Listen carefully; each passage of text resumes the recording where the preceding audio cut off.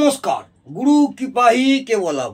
আজকে আমি প্রথম ভাব বা লগ্ন ভাব বা তনু ভাব, যাকে আমরা প্রথম ভাব বলি এবং লগ্ন ভাব বলি এবং তনু ভাব বলি, এই তনু ভাব নিয়ে কিভাবে বিচার করবেন ছাত্রছাত্রীদের উদ্দেশ্যে আমি কয়েকটি কথা বলছি, মন দিয়ে শুনুন। তনু ভাব আমাদের ভেরি ইম্পর্টেন্ট। এই তনু ভাবকে আমরা প্রথম ভাব বলি, লগ্ন ভাব বলি। এই তনু ভাব যেসব জাতক জাতিকাদের তনুভাবে গ্রহদের কি অবস্থান, সেই সব জাতক জাতিকাদের কি প্রভাব পড়ে, সেই নিয়ে আমি বিস্তারিত আলোচনা করছি। আশা করব ছাত্রছাত্রীদের উপকারে লাগবে।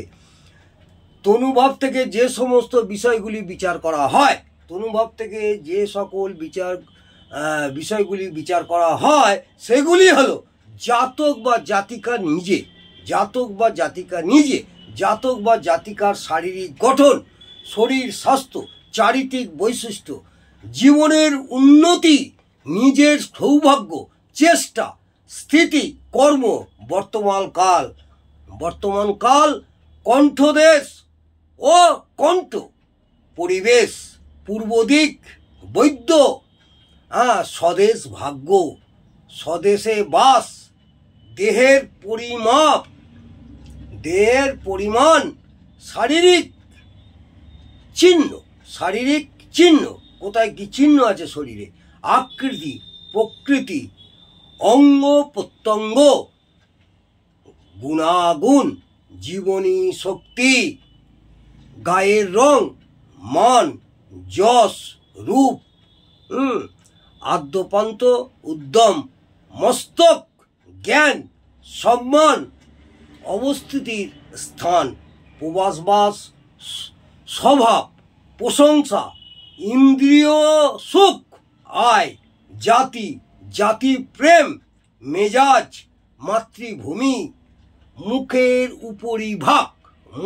উপরিভাগ, অন্যের টাকায় জুয়া খেলা অথবা বাজি ধরা, মানসিক অবস্থা, প্রাণ শক্তি, যন্ত্রণা, চুলের রং, আসক্তি, মন, মানসিকতা অবস্থা আর কি, প্রাণ শক্তি, যন্ত্রণা এবং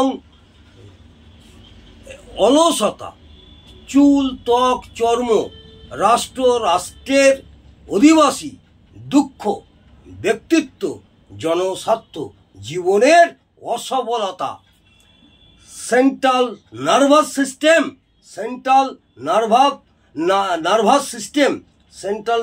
সিস্টেম অর্থাৎ নার্ভের ব্যাপার, প্রতিষ্ঠা, প্যারালিসিস,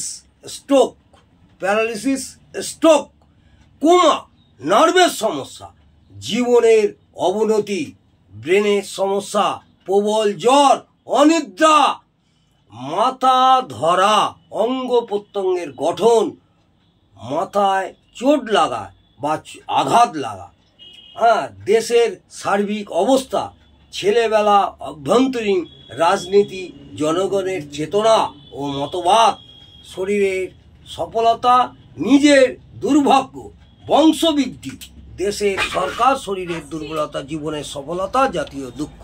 এই নিয়ে আমি আজকে আলোচনা করলাম। নমস্কার, জয় মাতা। বলো।